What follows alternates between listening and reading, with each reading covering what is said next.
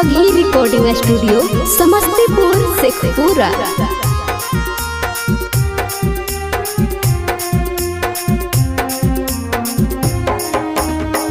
कड़वा बटाई गेलो मरड़ा छहराई गेलो आई गेलो दिनवा नजदी कगे। कड़वा बटाई गेलो मरड़ा छहराई गेलो आई गेलो दिनवा नजदी कगे। एके गो दिलहबा में दुई गो पहरा नहावे छोड़ी दैमी पिया के आंगनमा।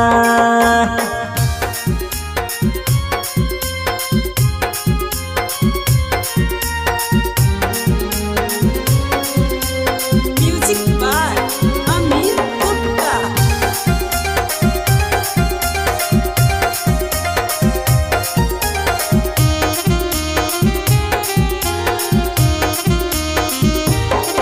अग हमारा बिना कैसे रहमी ससुरार कैसे के चलमी अपन मुहावा उगार गे। अग हमारा बिना कैसे रहमी ससुरार कैसे के चलमी अपन मुहावा उगार गे।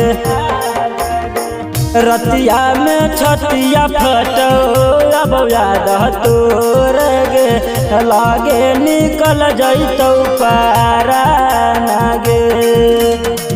कड़वा बटाई गेलो मरड़ा छहराई गेलो आई गेलो दिनवा नजदी कगे।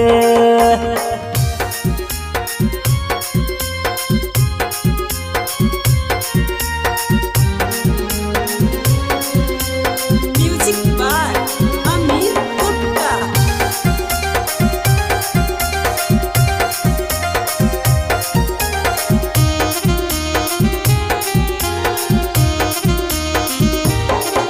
अब कोई के छोड़ी करे जावा जैमी पिया घरवा खाई के मर जैबो करे जाबा मजहरवा।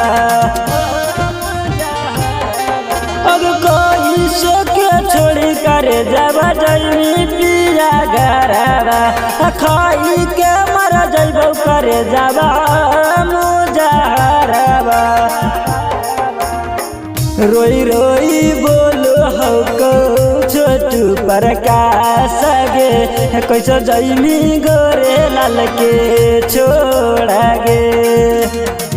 कड़वा बटाई गेलो मरड़ा छहराई गेलो आई गे